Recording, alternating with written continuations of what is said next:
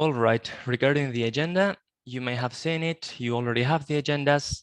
We will start with a short warm-up activity led by Daniela, Alice Daniela Torres. She is from the EU Covenant of Mayors, also part of ICLEI, who is a partner in the POWERPOOR project. And ICLEI is a local government for sustainability. It's a network around the world that and have over than 2,500 municipalities, regional governments, and so on. And she will lead us the warm-up with a question and answer with this Slido exercise.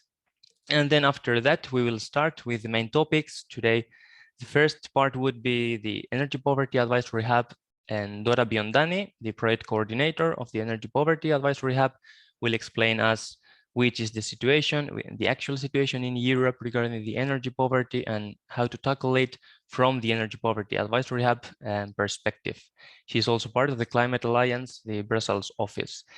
I very much recommend you, all of you, if you don't know about the Energy Poverty Advisory Hub, to look about that. They have the energypoverty.eu webpage. They have the Energy Atlas recently launched, and also the Energy Poverty Advisory Hub is recently launched. It was previously the Energy Poverty Observatory. After that, regarding the project, the POWERPOOR project, Doukas from the NTUA, National Technical University of Athens, will make a presentation of the project, an introduction to the perspective of the project on how this project is aiming to tackle energy poverty, always in collaboration with different stakeholders, with different organizations, in close collaboration with the Energy Poverty Advisory Hub, as well as the Covenant of Mayors, which is the co-organizer of this event. After that, and us municipalities are very important for the POWERPOOR project. One of the aims of the project is to support municipalities in tackling energy poverty from their public policies. In that sense, Miguel Morcillo from the Covenant of Mayors office, he will talk about the perspective, about the view of the EU Covenant of Mayors on how to tackle energy poverty from the cities, from the municipality perspective. And then last but not least, as this host is supposed to be in Spain, Marta García from Ecoserveis. They are participating and collaborating in the POWERPOOR project. They are also in Sun for All project and other very interesting energy poverty related projects as well. And she will talk about the energy and about the situation of energy poverty in Spain, and also how is it tackling this situation, this problem in Spain. She or they, my Ecoserveis, is also part of the Energy Poverty Advisory Hub. They have been also developing it, so they have a close relation with it. And to finalize, we will leave some minutes for questions, for any questions or contributions you may have. We will be happy to answer them. And we will finalize with a close-up and wrap up of the event. Sorry. So that's all from my side. And Daniela, the floor is yours. Thank you very much, Aitor. Thank you very much to all the participants joining today in this joint event with the POWERPOOR project and the European Covenant of Mayors. For us, it's a pleasure to have you here, and we promise that today you will have a wonderful session when you will learn a lot and understand how energy poverty is going to be tackled in Europe in the future, and also with the support of different organizations like the European Covenant of Mayors and the Energy Poverty Advisory Hub. So in order to warm up a little and to situate us where we are going to do a Slido survey with you. So we are going to now share the Slido code and numbers so you can see it, and my colleague Julian Imana is going to share his screen. So please, for the ones that are not familiar with the Slido, this is an interactive tool where you can post your questions, and you can post also, and you can answer some polls and surveys of a specific topics. So please, you have the number there, 8864945, and we can now go directly to the questions. So the first question is, so Julian, can you share please the screen?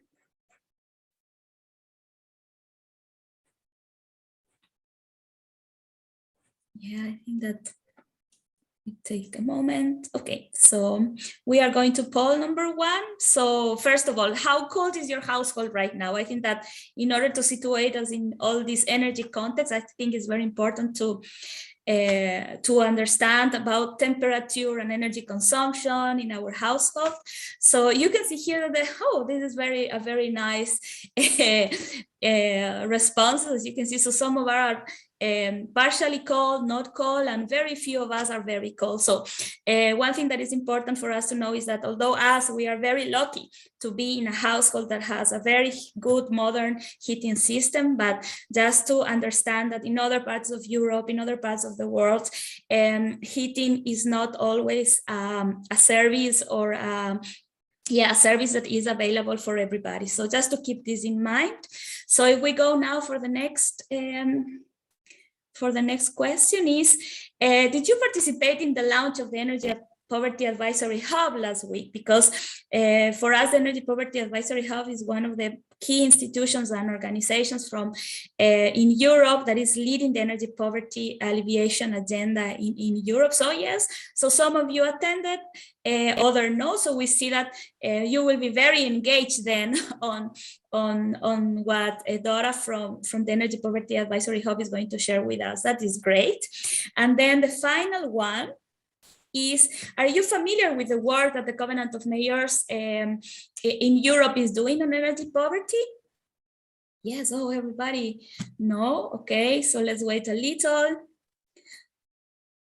Half, more or less, well, more or less, that is very good. I think Miguel likes this, that most of the 50%, more than 50% know a little about the Covenant of Mayors, so that is great. So, but anyway, for the ones that are not familiar with the Covenant of Mayors, we will have the luxury to have Miguel here to share with us the goals and the aims of the Covenant in order to tackle energy poverty on a local level together with cities. So I think that with this is a perfect framework, so we can start our session here. As I said, this is organized by the European Covenant of Mayors and the POWERPOOR project, which is an Horizon 2020 project focusing on alleviating energy poverty by empowering citizens on it. So thank you very much for this. Thank you, Yulen. And now we give the floor to Dora from the Energy Poverty Advisory Hub.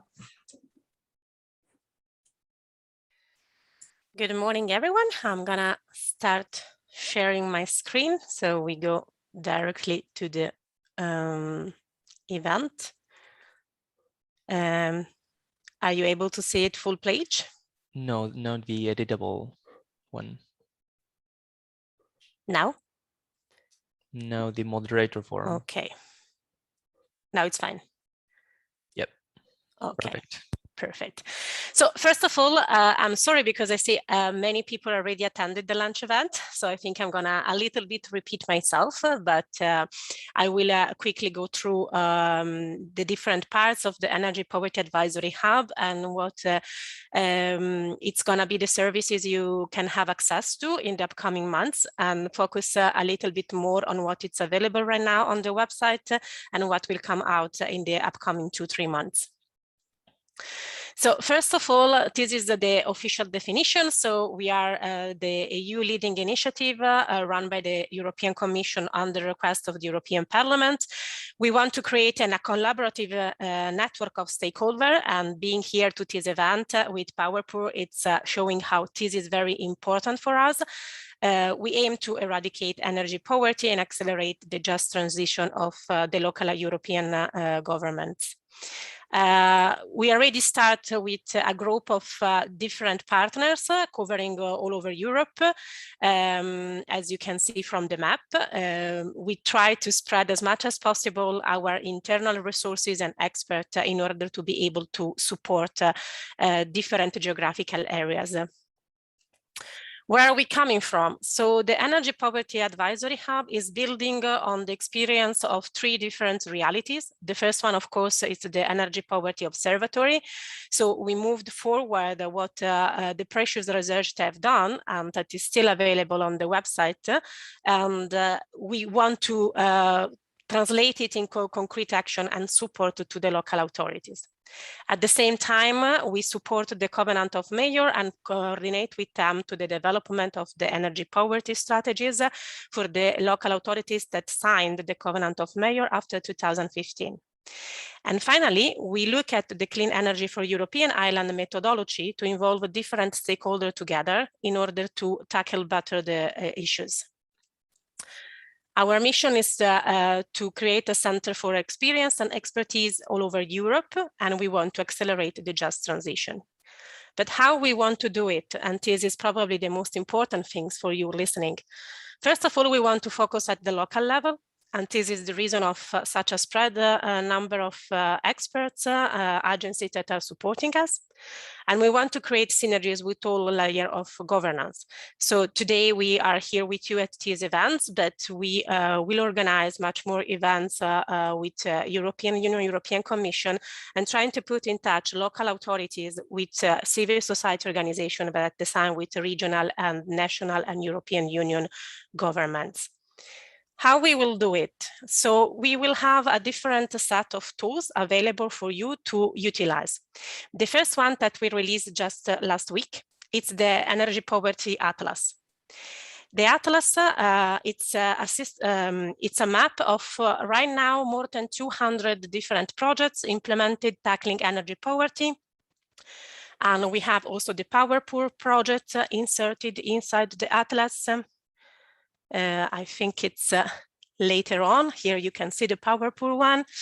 How you can navigate this tool already available on the website. You can either look at the geographical location of the projects if you're interested in your specific area. Otherwise, on the top, you have different filters that are focused on the energy poverty phase. So either you are in the diagnosis, planning, or implementation, or you can go to intervention type. Focusing, I don't know, on one-stop shop or energy audit, the topic that more interests you, or you can go for looking at geographical scale. So projects that are implementing with local, at local realities, or that are in partnership between different countries, or at the national level. You will then be able to access a detailed description of the project where you will find a useful link to all the different projects and be able to collect more information and be in touch directly with them, as we can see for POWERPOOR. You can also navigate through similar projects. So the system will give you an idea on the bottom of the page of what can be considered similar if you want to check what is going on in other countries. The Atlas is meant to be an open resource that is going to develop in the coming years. So we suggest you to keep checking it. And if you are right now or in the future will develop projects on energy poverty and or measures, you can be in touch with us, fill the submission template, and we will provide manage to add it to the Atlas. Another thing that is available also right now is the inspirational cases. Out of the 220 cases, we selected 24 to be considered inspirational. We will not consider it base cases because energy poverty is very different. So it's just for us to give you an idea of the different things that you can find and the different methodology you can use to tackle energy poverty. As you will see, this report provides a little bit more information compared to the Atlas, link useful connection with other projects, development, and the SDGs that are referred to, and you can explore a little bit what is going on.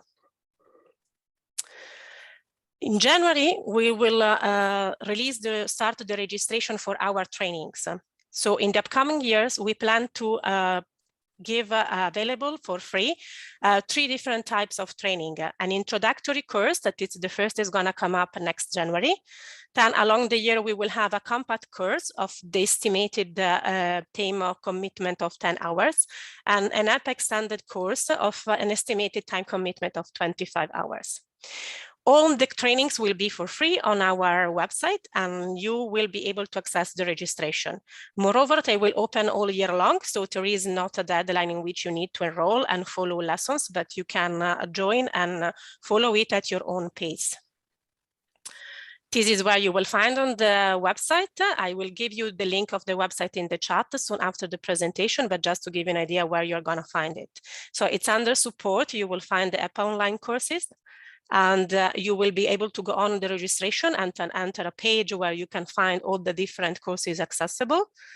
And you will have the different modules to follow. The modules are integrated with some presentation, recorded video, and also additional documents that you can read. At the end of the course, you will receive a certification of completion for each course you have been attending.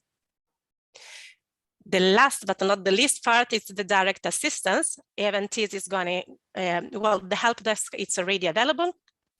You can contact us through the info email. Also here, I will let you everything in the chat. Then we will have from January, February, the first call for direct technical support, technical assistance, and a second one in the upcoming years.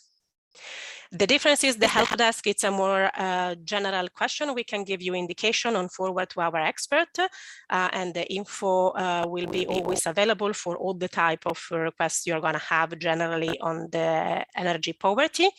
The call for direct technical assistance is more specific, and the awarded projects will have access to an expert support that is going to tackle specifically what you're going to ask as assistance. In total, between the two calls, we aim to award 70 projects and follow them in the upcoming years to the development of what you're going to do. To guarantee spread geographical coverage, we are going to focus on 3 macro areas: Central Eastern Europe, Southern Europe, and Western Northern Europe. All the information will be available on the website with the call description and everything. Moreover, we will give different webinars along the month, not only us, but our antennas, and they will deliver it in local languages. So we will have more than 13 events going on in which we will explain in details how to fill the format online, how to have access to it, what we are looking for, and how to develop a successful proposal. Here you can see the links that anyway I'm going to copy later on in the chat. A part of this, there are more content that will come out in the coming year. So we will have different publications. One of the publications is a handbook trilogy that will focus on different phases of the energy poverty. The first handbook that will release in the first quarter of the next year, it's about the diagnosis and will guide the local authorities on how to start the action, collecting data and collect information, statistical or from the different agencies, in order to understand what is going on at the local level. The second handbook will focus on planning, and the third one will be on the implementation action. Moreover, we have an ongoing research in collaboration with the Covenant of Mayors on indicators, and we will build on, moreover, build on the experience in these years and release additional publication in the upcoming years. Here, a quick look at the website. You can find the information of the previous Energy Poverty Advisory Hub, the indicators methodology and everything in this area. Then you have access to a bunch of practice and policies toolkits from the Discover channel that are collecting information that were already available. And you can follow up in the news page. We also invite whoever has news about energy poverty, even if not directly connected with the Energy Poverty Advisory Hub, to send us an email to info, and we will look at how it is possible to spread the news and involve more people on the topic. In the upcoming years, also, we will have different events and webinar. Also, it is geographically located in all the different countries, and as much as possible in the local language to be sure to involve the local authorities. So just to sum up, what you can expect, and you can keep looking at the website or subscribe to our newsletter for the upcoming months. So in January, February, we will have the call for technical support coming out, combined with different webinars online in the countries. The calendar of the webinars will be published on the website, so follow your own country. We will have the introductory training coming out. You can register, and we kindly advise to follow it even before applying for the technical support. And then you will have various publications that are also supporting and building up to develop a good technical assistant call. This is what we're going to have. I leave here a little bit information about the info and my email. You can see the website, and I'm going to anyway put a link also in the chat, especially for the direct subscription to the newsletter. Thank you very much, Dora. Very interesting, this topic, and very important the work you are doing, and to support all the organizations, all the entities, all the different kind of municipalities or other local authorities or even regional, on supporting this energy poverty, on providing these basic concepts of energy poverty, how to identify it, how to tackle it. It is very interesting. So I really and very much recommend all the partners, to all the participants to go deep into this, all the contents. And we have a tight schedule, so we will leave all the questions for the end of this session, as we already mentioned. So nothing else. We will continue with the agenda. The next speaker will be Doukas about the energy poverty tackling project POWERPOOR and empowering energy poor citizens through joint energy initiatives. So Haris, whenever you want, the floor is yours. Thank you very much for this very interesting workshop, for the kind invitation, and for, I'm sure, the very insightful presentations that will help us tackle energy poverty under this difficult winter that we have in front of us. So the POWERPOOR is the acronym of the European Commission's project with the full title Empowering Energy Poor Citizens Through Joint Energy Initiatives. I'm the scientific coordinator of the project, and with my colleagues Eleni Canello and George Konstantopoulos that are also here today, we work with this project. Eleni Canello is also the project manager. You will meet her afterwards. So the project started the previous September, so we're more than 1 year operating. We have 14 participating partners from 11 countries. You can see all partners. NTUA is the coordinator. We have 8 pilot countries, different countries in terms of climatic conditions and other conditions from the south, like Greece, Portugal, Spain. Also, we have Bulgaria, Croatia, Estonia. We have Baltic countries like Latvia. So we think that we have this critical mass of partners and countries that have energy poverty as a very critical issue that needs to be addressed.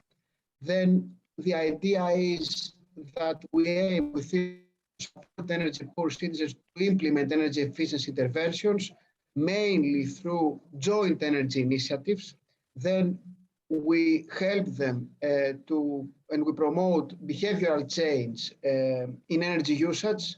We promote rational use of energy to enable the uptake of energy efficiency measures through experience and knowledge sharing, through, as I already told you, energy initiatives, citizen engagement campaigns, and many other things. And of course, the main idea is that we promote energy community projects and alternative financing schemes to pursue funding opportunities. So with energy poverty alleviation support schemes, we design them, we develop them, and we implement them in 8 pilot countries through a network that we create, a network of certified within POWER project energy supporters and mentors. And through these energy poverty alleviation schemes, we aim to gradually transform energy poor citizens towards informed citizens and later energy active prosumers. As means towards our objectives, we have already developed 3 tools. The Power Target tool that aims to identify energy poor citizens, the Power Act tool that enables them to understand their energy use, and the Power Fund tool that communicate innovative financing and joint energy initiatives. They are already in place, and we are already using them in each case study country. We are now finalizing the energy poverty guidebook that incorporates all these tools, as well as energy poverty mitigation actions that have to be included into the sustainable energy climate and action plans, the SECAPs. The toolkit can be used by energy poor citizens, public and national authorities, energy communities or cooperatives, experts in the field, and other stakeholders. So in each pilot country, what we do is, first of all, with our power target tool, we are trying to identify energy poor households and citizens. Then we aim through energy support programs developed by our certified energy supporters to help them with tips and tricks that encourage them to behavioral change, and also some insights on small-scale interventions through our Power Act tool. And then we also provide them with information on how they can take part in innovative financing schemes and joint energy initiatives through our Power Fund tool. We also establish in the participating communities local energy poverty alleviation offices that are run by our certified energy mentors, and they help to foster all these activities in a local level. So our POWERPOOR network has the energy supporters that directly engage energy poor citizens and assist them in planning, securing funding, and implementing energy efficiency measures, and our energy mentors that provide support and expertise, mainly for the creation of energy community cooperative for energy poor, with energy poor citizens. For these things, we have group training seminars and series of webinars in all countries, as well as face-to-face tailor-made training seminars that all interested stakeholders can participate. The overall aim is, within the end of the project, to have more than 1,100 supporters and mentors trained and certified, to establish 15 energy poverty alleviation offices, to have in each of the case study countries 8 national roadmaps with a recommendation on policies to tackle energy poverty, and 1 European-wide. Then, of course, we aim to establish this POWERPOOR Alliance network with all these colleagues that will support the sustainability of the project results after its completion. We already started our work. Here is a glimpse of what our local heroes, this is how we call our energy supporters and mentors, are doing, where they go into places, they are trying to identify energy poor citizens and help them to become more energy efficient and to participate with other colleagues, with other citizens in joint energy initiatives. We have already trained 500 energy supporters and mentors all around the EU, and we have a program that will increase the training seminars. The idea is to double this number.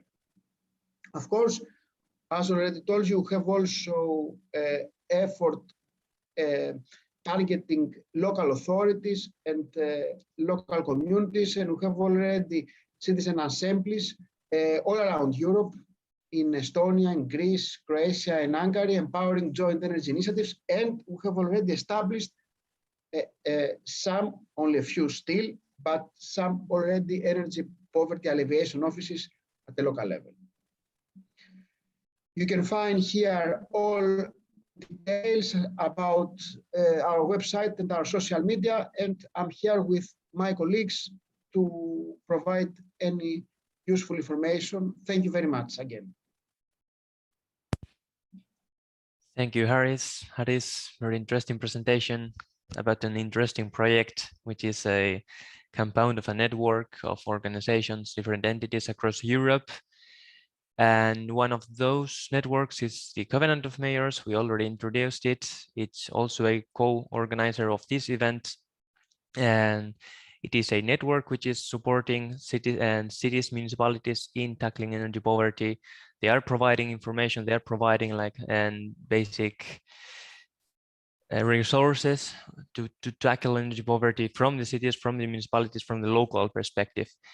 In that sense, now Miguel Morcillo will explain us about the perspective and the view of the Covenant of Mayors on tackling energy poverty. So Miguel, whenever you want, the floor is yours. Thank you very much. I'm going to share the screen.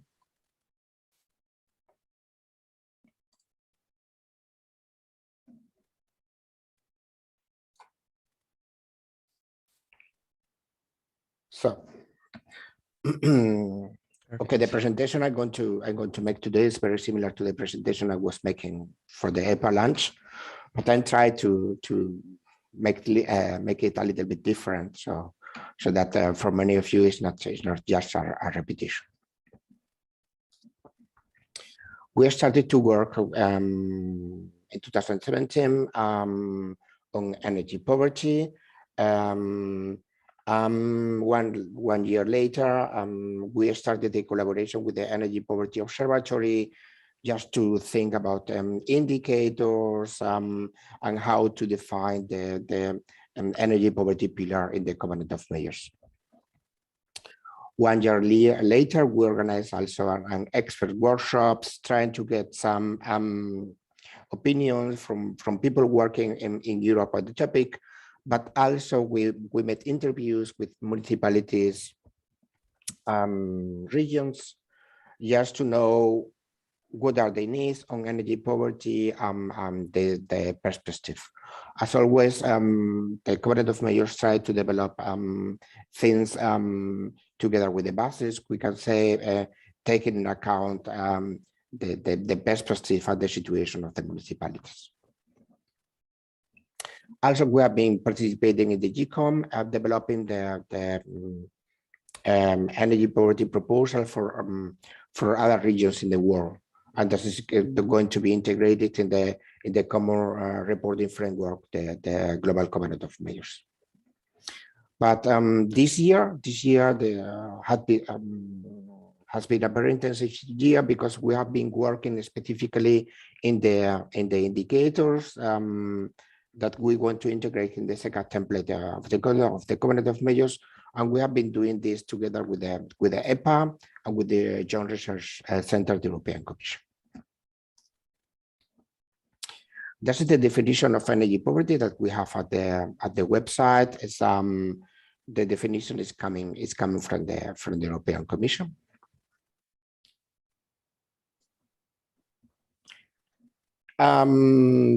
Then we develop proposal of the integration of the energy poverty pillar in the second template, having in account for elements: reduction goal, assessment tool, list of indicator, and actions. And these are the elements that I'm going to explain. As you know, in the Covenant of Mayors, we have different commitments for the CO2 reduction, mitigation goal, for the adaptation, and it is also necessary to define a political commitment for the work on energy poverty. And in this way, we decide to approach for a political commitment, or for a general commitment, not really specific, so that municipalities commit to tackle energy poverty, to work in energy poverty, to ensure a just transition.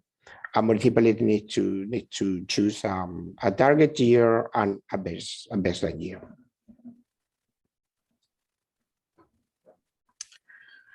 And then, as I said before, we have been trying to define a lot of indicators for municipalities. Why? For two reasons. Because we know many municipalities are now starting in this topic. Many municipalities didn't work on energy poverty before. And we know also how difficult it is to get the data to work with energy poverty related topics. So that we want to offer the municipalities a broad set of indicators that they really can analyze and choose, picking up the indicators that they are more adequate for them, that maybe describe better the situation in their municipalities, or indicators that where they have data to work with. And this is a very important point. So what we are providing here is a kind of offer where municipalities can really select. And we have 54 indicators divided in the different sectors. It's very easy. This table is going to be available in the second template, the Covenant of Mayors, and you are going to have a view of the indicator with the name of the indicator, the unit, and the description of the indicator. And the most important indicators, which we name monitoring indicators, are going to be integrated in the assessment and monitoring tool. Where municipalities can analyze the development of the energy poverty, the improvement of the situation at the local level. But also the monitoring indicators can be used as target indicator, complementary to the political commitment, so that municipalities can also to specify in a more detailed way the political commitment through these monitoring indicators. That is in the same way a very flexible approach. Municipalities can choose the indicator in this table using the same criteria as with the table before. Just thinking, what indicators are more adequate for the situation in my municipality, or more interesting, or where I have data enough to work with. And municipalities can select the indicator they think is more interesting. They just click on the indicator, select a base year, the current level situation, but also they come, as I said before, said, okay, I want to use this indicator as a target indicator, and then they click here, and by use for monitoring, they can decide the future level, the future situation, what they want to achieve on the specific indicator in the future. Oh, and that's all from my side. Just to say, we are now testing the indicators with 3 municipalities. After the test of these indicators, then we are going to start with the implementation of the approach in the platform of the Covenant of Mayors, in my covenant. And that is something that is going to happen next year, most probably in February, because now we have to do the whole IT development. Till now, we don't have so many informations in the library of the Covenant of Mayors, and we are only promoting the proposal through these events. But I think in the next months, we are going to put some materials there. Most probably in January, we are going also to develop some reporting materials, and of course, we are going to develop the guidelines together with the EPAH. And that's all from my side. Thank you very much. Thank you very much, Miguel. Very interesting again, and very important also the work to support these municipalities. In POWERPOOR also, we have seen that many times municipalities don't even have the base to start, to tackle energy poverty. They don't even know where to start from.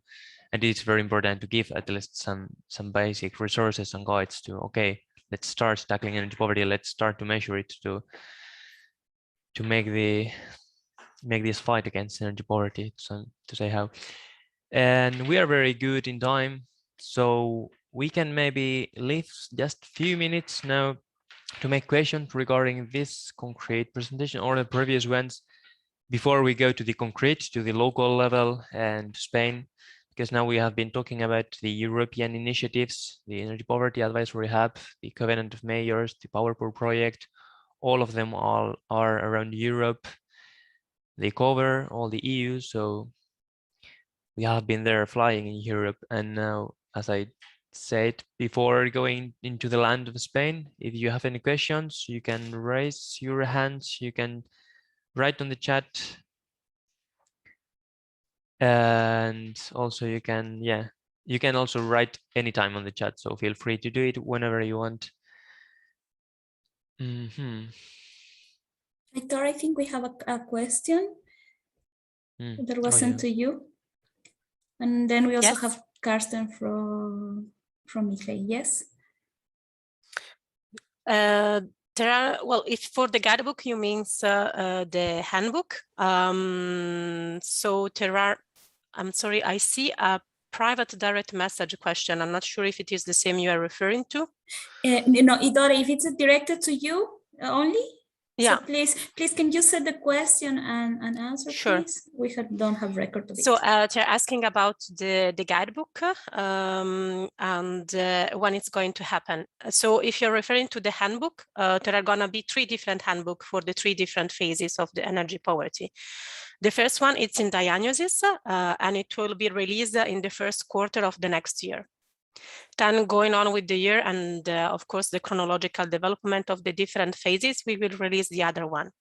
Very rough estimation is that the second one is going to be at the end of next year, and the third one in the early 2023.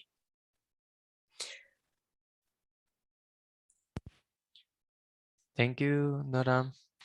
And okay, we have Karsten who wants to make a question. He raised the hand, so go on. If you do, Karsten, do you hear? Okay. Yes, yeah. I hear you. I could not unmute myself for the second time. So hello everyone, my name is Karsten Rutter. I'm also working for ICLEI, Local Governments for Sustainability, and are part of the POWERPOOR project. So therefore, Harris, excuse me, I will not ask a question directed to you, but rather to Dora and Miguel. Dora, I would be interested in the technical assistance that you have briefly touched upon. What can cities, municipalities expect from the technical assistant? What maybe you can give us 2 examples of the type of technical assistance that would be foreseen and the intensity of work that can support cities in implementing their energy poverty programs. So that is one question. And another question for Miguel. We have been in touch, Miguel, over a long period in time, talking about baseline emission assessments and monitoring of emissions. Now, also here we had the difficulties of sharing data and having data available, and eventually there is a curve where you put a lot of effort, but to get to the most detailed overview of emissions, for instance, in the case of today, it's about energy poverty. But the more you invest, the less you actually improve the picture, because the picture does not change anymore. Now, the indicators that you have provided, 54, you seem to offer a flexible approach. And nevertheless, you indicated that there are some indicators that are quite crucial, which will be part also of the reporting template. So about how many indicators are we talking about? How many are crucial? And will we find them in each section that the different categories you mentioned? Thank you. Okay, I'm going to start, Miguel, with the first question, and I leave you to reply to the second. So for the call, it's a very interesting question you have. Although it's also complicated to reply. I mean, the technical assistant is meant to provide a support to our broad range of local authorities. So we are trying to design it in a way that it can support a local authority that has no clue about energy poverty and what is going on. So in this case, an example of technical assistant will be very specific for a diagnosis phase. And a local authority can even just say, we would like to take commitments, but we have no data, no idea how to collect it. So we need a technical expertise to start in this. And this is the very, very low base of a local authority having no idea. But at the same time, we do not want to exclude local authorities that already started doing something, and maybe they need very specific technical assistance. So it's open even in that case for someone that is working and it's already maybe in the planning phase or implementation phase. And I don't know, they have no idea how to define specifically the beneficiaries, or they need support to develop the indicators, or whatever. It is very, very broad. And this is why we will provide a series of different documents, maybe not concrete example in order to do not bias the different technical assistants, but give a glimpse of the topics that can be covered. And the evaluation metrics will also be accessible for the for who is applying. And it is designed in a way that it's more important the consistency of what it's asking than actually the different level of the local authorities. The goal is really to be able to provide as much assistance to everyone as possible. Of course, I suggest that for the local authorities to keep in mind also the other tools that we are providing. So in case of not having a complete clue of what it is, I will probably suggest to start looking at our trainings online and our resources and documents before asking for a specific technical assistance. And to keep in mind that there is going to be another call in 1 year, 1.5 years. So it's maybe worth also to use the different tools and prepare better for the upcoming call. All the documents will be online, we hope accessible from January, and with the webinars, we also hope that we will be able to reply to the different question and answer. There will be an open kind of forum also online where you can pose all the different questions if you have specific doubt, if a technical assistance is fitted for the local authorities you have in mind.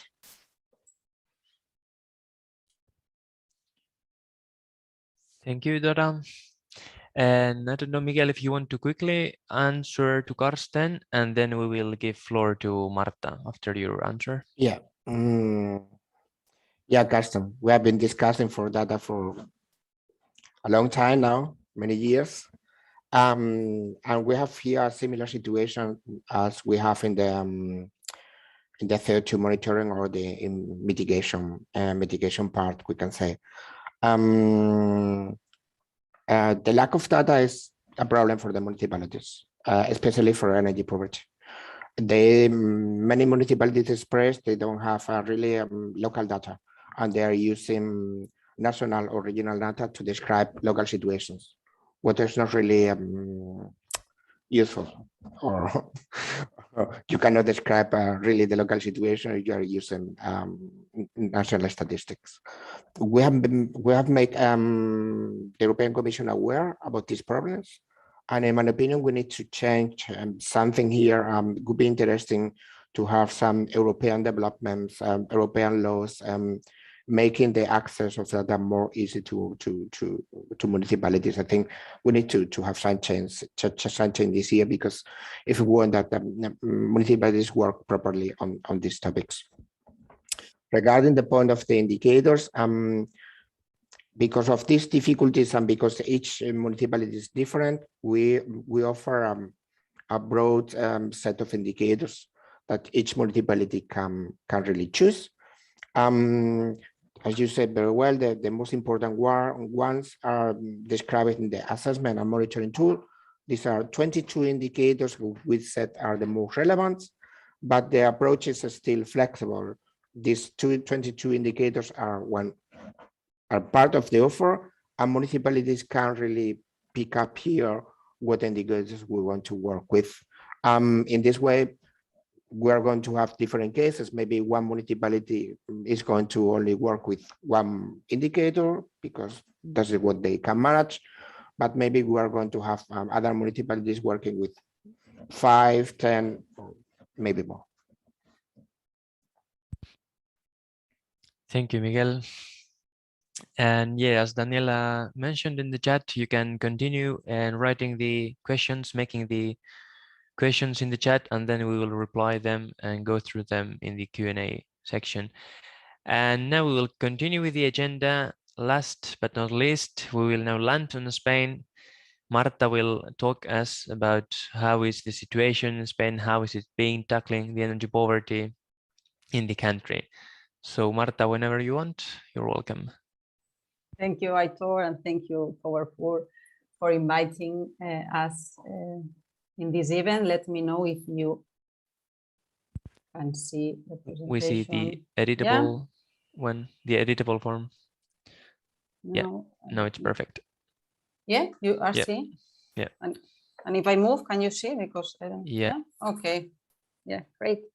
Yeah, so we are a non-profit organization based in Barcelona, in Spain. We started tackling energy poverty within a European project, a colleague of POWERPOOR, but then it was in 2006, it was under the Intelligent Energy Europe program. It was EPAH, the first energy project on energy poverty. And it was the first time it was mentioned, this topic in Spain. So before that, the concept, it didn't exist in Google. So it was a start long ago, but thanks to this kind of European project. So we should be grateful for having POWERPOORs and all these programs and projects tackling energy poverty, because they help countries and member states and municipalities and regions to evolve and improve and tackle energy poverty in Europe.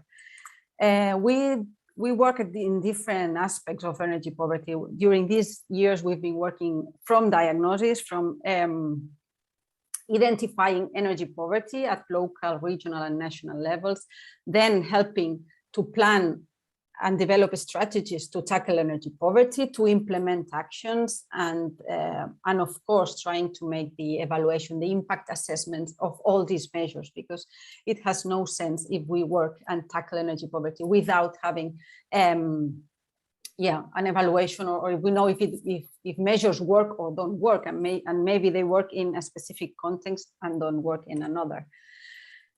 Concerning the situation of energy poverty in Spain, okay, we have, from one side, we have all these statistics. I mean, this is all the primary indicators of energy poverty within Europe, all the countries. And in the last row, you can see the EU average. So we can see Spain is statistically on the EU average. So if we focus on the specific indicators, on these 4 specific primary indicators, so the share of energy expenditure above twice the national median, or the absolute energy expenditure below half the national median, this means the hidden energy poverty, or the ability to keep home adequately warm, or the arrears on the utility bills, we are more or less on the average, on the EU average, but again, theoretically, this is statistics.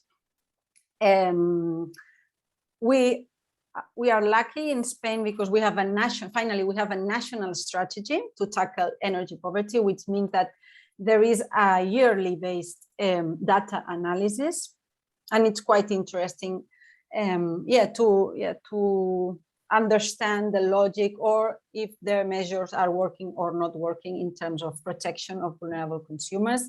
We can see that percentages are lowering little by little, but in general, some measures seems to be working. But as said, I mean, we are practitioners, so we work in reality, we work with vulnerable consumers, with vulnerables in a situation of vulnerability, and sometimes indicators are far away from reality. The figures I have shown, the latest data are from 2019, so 2 years ago. And what we are seeing in our services is that COVID has exacerbated situations of energy poverty, and COVID has remembered us the right to have all basic needs covered. Of course, we knew that before, but it has remembered us that. And the importance of the basic services, such as electricity, gas or water, the power of community networks, and this is what we all we do within these European projects too. No, these projects such as POWERPOOR help to build these networks. And yeah, what it has remembered us too is the need of information. It's a reality that people does know. I mean, they are not aware of all the measures to protect vulnerable consumers, and they don't have access to many protection measures. Furthermore, in Spain, the same in the rest of Europe, but electricity prices in Spain this last month are really, really high. So for us in Spain, October was the most expensive month for electricity bill in history. So that has been transformed in a lot of emergency situations in our services that we cannot inform to the data that I mentioned because they're happening now. And we are really suffering an emergency now with these two situations, COVID and the high electricity prices. And just 2 days ago, there are fatalities happening every day in Spain. 2 days ago in Barcelona, also in Carabanchel, in another region, in another municipality. Fatalities, of course, where people faces energy poverty situation. So in this case, it was a death of a family with a fire due to lack of basic supplies, so trying to make direct connections, and then the fatality, of course. So what I want to say is that one thing is the statistics, where in terms of academia and indicators, and when we try to plan, we use these indicators and they are useful, but the reality sometimes don't understand about statistics. Okay, in terms of what's been doing in Spain in terms of energy poverty alleviation measures, I have divided this initiative into 4 categories. So the first one is the protection measures. Then there are the 360-degree services, one-stop shop, this to tackle energy poverty, the energy rights, the empowerment of affected people, and then the access of people suffering a situation of vulnerability into the energy transition. Is there just energy transition? Does it really, of course? Well, we're starting with some initiatives, but there is a long path to recover, to work. So in terms of protection measures in Spain, we have a social tariff only for electricity. And due to COVID situation, there is an extra bonification until April 22. So it is a temporary measure, but it is helping to all beneficiaries, because for the most vulnerable consumers, there is a bonification, a discount of 70% of the electricity bill, which is quite good, but again, only until April 2022. There is a second measure at national level, which is the minimum vital supply, which means that people that cannot pay the bill, they have 4 months on the regular process, plus 6 months more with a reduction of the power of the capacity at the household to ensure the minimum vital supply. Also, for all consumers, not only those in a situation of vulnerability, the national government has made a reduction in taxes until the end of 2021. So it's only 3 weeks. But it has helped also consumers to reduce their energy bills during these months.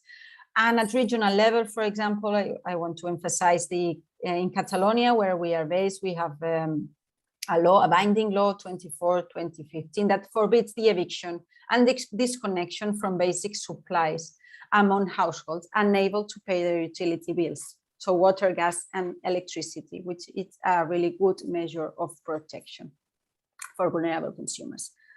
Despite all these protection measures at national or regional level, for us, the most important is to tackle at local level, because this is where you see the situation of vulnerabilities. So all measures tackling energy poverty at local levels, for us, they are the most effective ones. There are many initiatives around this one-stop shop or 360-degree services to tackle energy poverty in Spain. I have put you the example in Barcelona because it's a service that we are working on. We started this energy advice point also with the support and the inspiration of an H2020 project. It was a smart app. So for us, again, to mention and to emphasize the importance of these European projects in order to develop and scale and make actions real and effective in terms of energy poverty. These services in Barcelona, they run since 2017, and we have 10 offices in the city, so one in each neighborhood, more or less. We have a team of people working in each office because for us it's important to have like the real touch with the vulnerable consumers. So we need to be at neighborhood level. The city level is not enough. We need to go to the neighborhood level. And it is a project that it's not only us. I mean, there are different social organizations from Barcelona promoting and working in the project. So it's quite a social and network service, public service. Another initiative, another interesting initiative, it's the empowering on energy rights. And there are many initiatives in Spain trying to give information and provide, and to empower consumers on energy and energy rights, because as said, there is still a lot of illiteracy. And even for those which are used to deal with kilowatt and kilowatt hours, it is impossible to understand our energy bill. So imagine to change our contract and to understand what's happening in the energy sector. So a lot of empowering on energy rights are being, is a lot of initiatives around Spain at different levels. I mean, capacity buildings to social operators or to multipliers, or actions on civil society. We have the Alliance Against Energy Poverty here in Catalonia. Initiatives within mayors. For example, the last picture here on the right, it's a congress that we organized to tackle energy poverty with all municipalities in order to build this empowerment at all levels.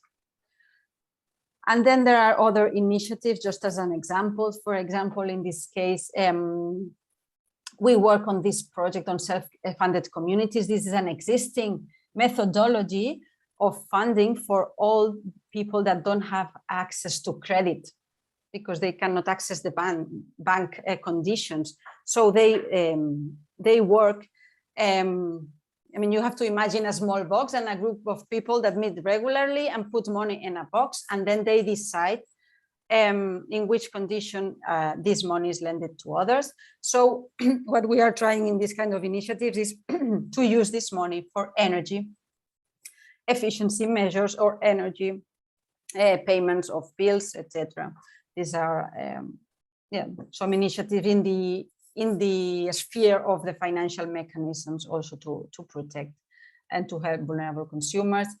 And also another kind of initiatives is the one I mentioned you on the last category on those on how to make vulnerable consumers participate from the energy transition. So one option is to make vulnerable consumers, those facing a situation of vulnerability, to participate from an energy community, for example. It seems easy, but it's quite complex because for the moment, it seems that only informed people can access to these energy communities, only those knowing, I mean, all of us mainly knowing about kilowatt and kilowatt hours. So it is important to run initiatives to ensure that that all consumers and all those people facing a situation of vulnerability can participate also.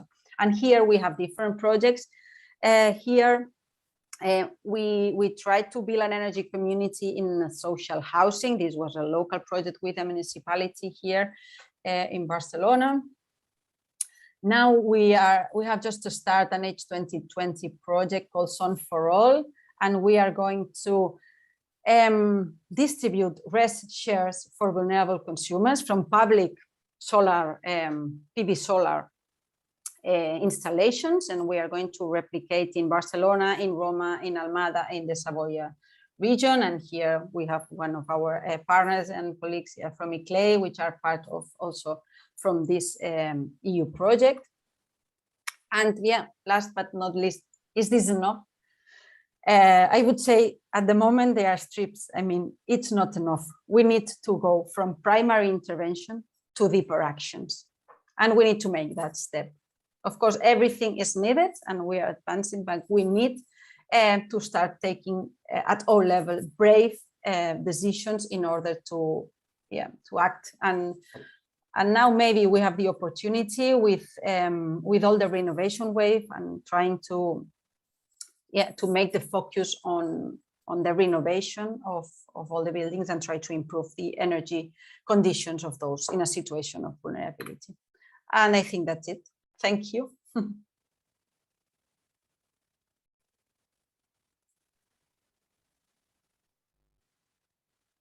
Say this.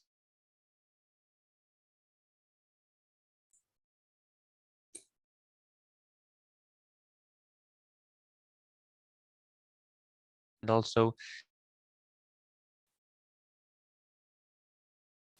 I have problems listening Aitor. I don't know if it's the same for all of us. Yeah, Aitor, we cannot listen you correctly. It's like you come silent and then come. Yeah, sorry, I have some connection problems. Now it's good. Now it's good, Aitor. I'm sorry. Yeah, so I was mentioning that now we are in the question and answer section. And yeah, there was one first question for Miguel. Thanks, Miguel, very interesting. Could you comment a bit more on the collection of these data for the indicators? Would it be more from statistics offices, surveys? Sorry, I can't speak now, but I can listen. So, and you already mentioned that, but yeah, if you want to add something to this question. Yeah, we have been asking the municipalities where they have the data to work on energy poverty. There are 4 answers. They have the data from national or regional statistics. They have the data from local energy providers, but also from local surveys or local studies. As I said before, it is important to get the picture of the local situation, and for this you need really local data. So we know it is difficult to obtain the data, but of course you need to get information about how are the consumptions in your municipality, which people are suffering from energy poverty in the different aspects, and for this you need to work with different departments, with the social departments, maybe also the transport, and you need to develop your own information.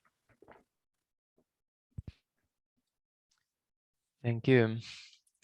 And there is another question, I guess it is for Miguel also, but Dora, Marta, feel free to answer also if you see it relevant or if you want. The question is, do you think municipalities can help to cross-implement housing policies measures, also in terms of social housing and energy poverty measures, since they are deeply interconnected?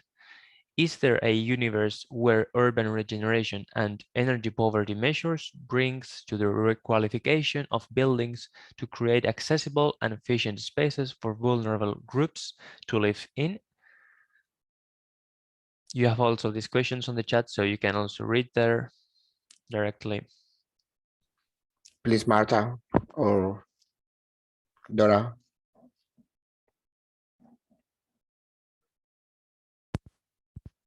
Do you, Dora or Marta, want to answer to this question? about the cross-implement housing policies of the municipalities, the importance of the municipalities. Anyway, I can say something. I think, of course, it's very, very important to have all the policies together. I think you need to take into account how's the renovation situation in the municipal buildings. You need to take into account how the situation in social buildings, vulnerable groups. You cannot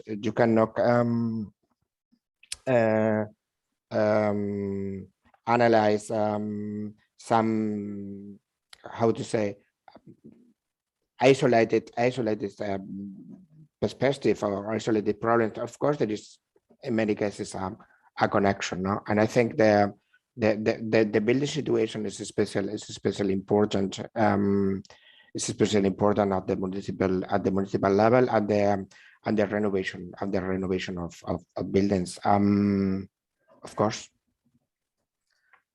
Yeah, I will also add that I think it is possible to find already some information on the EPAH website under policies and measures implemented.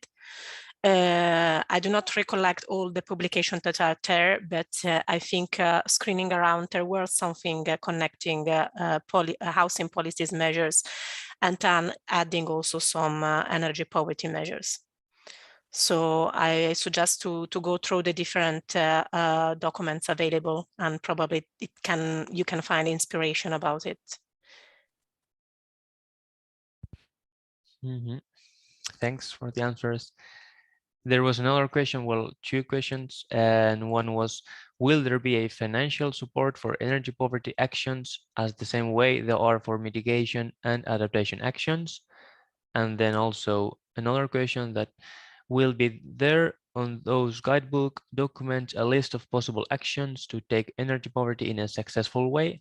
I would say yes, of course, but you can make the proper answer.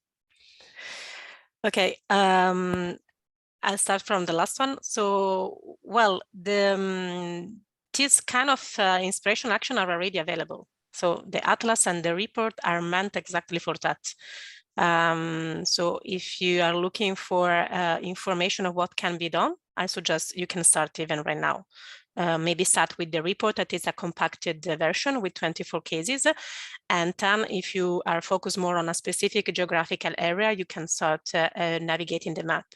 As Marta said during her presentation, local actions can be very different according to the geographical region. So after the report, I will suggest you to focus on the geographical area you are working on. As for the first question, so officially, the EPAH, it's not providing financial instruments. The call, it's a call for technical assistance, until we want to be it very clear. So just to be super direct, there is not going to be transfer of money. It's going to be a technical assistant. You're going to be associated with an expert. You will have a scoping session, of course, if you're awarded, a scoping session in which together with the EPAH team, the expert and the local authority, we will define how to go on and the specific support and how to allocate the value of the assistance for the local authorities. However, there will be for sure financial instrument coming from the European Union in the upcoming years, and that will involve energy poverty. So what it can be also another options is to ask the expert to support you to identify which financial measures can be feasible for your case, but not directly financial support from the EPAH team.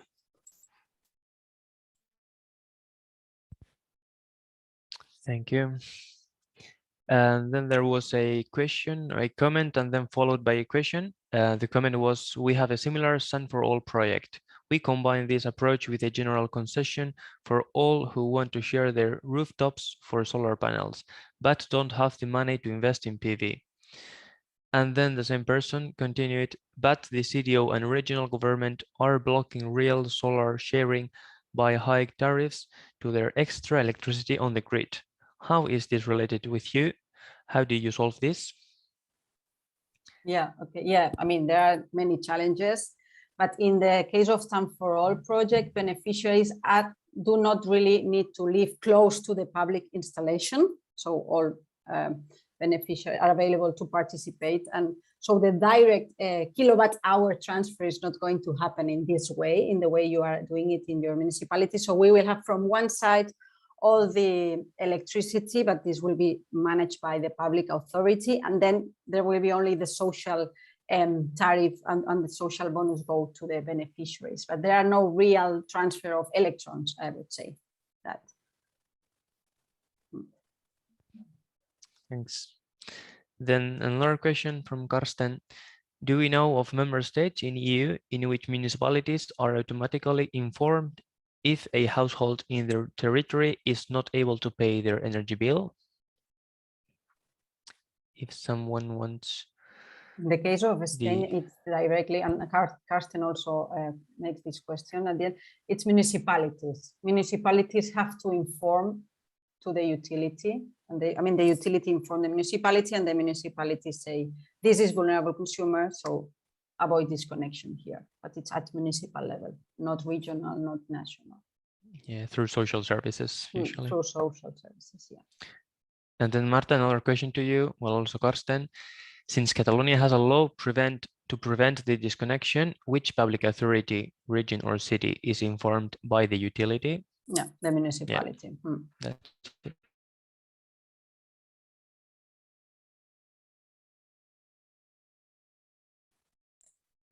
Okay, so I think Aitor, we miss Aitor again for one moment. And yeah, Aitor, we miss you again.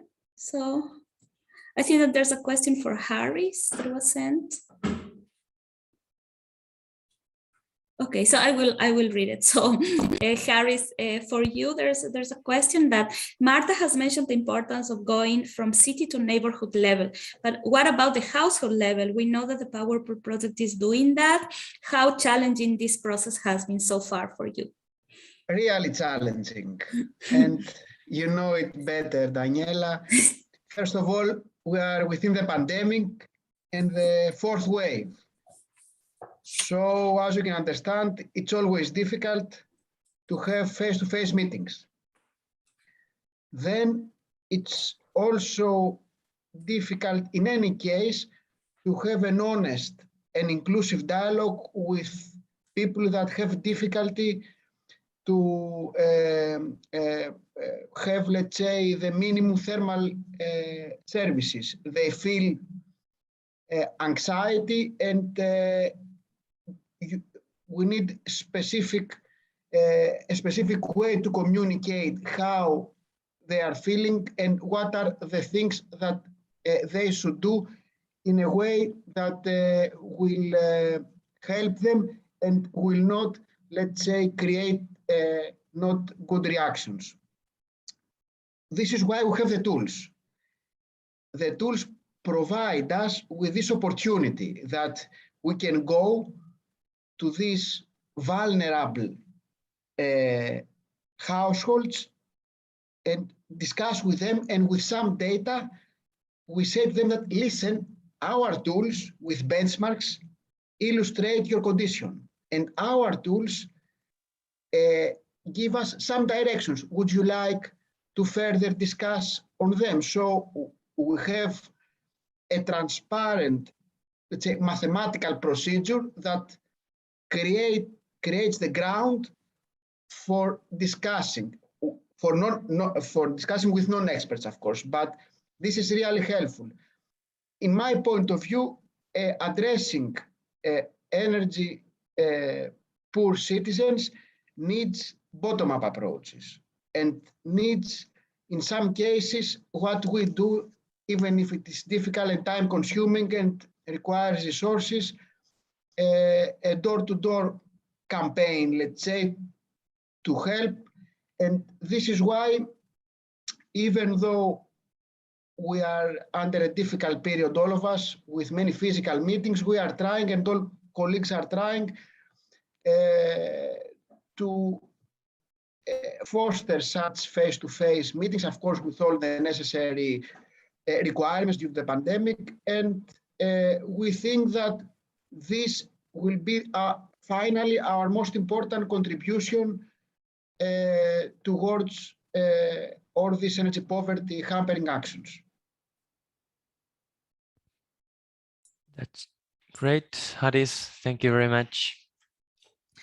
And we are unfortunately in the end part of the session. There are interesting questions. There are a lot of things to ask. I have plenty of questions to each of the speaker. I would spend 1 more hour or even more making questions and discussing about these interesting topics on how to tackle energy poverty from the European level, from the country level, from the local level, from the citizen level, from the bottom up. That's very important.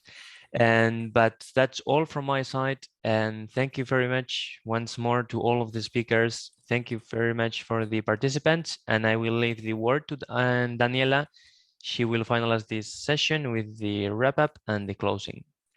Yes, thank you very much, Aitor. Thank you very much to all the participants.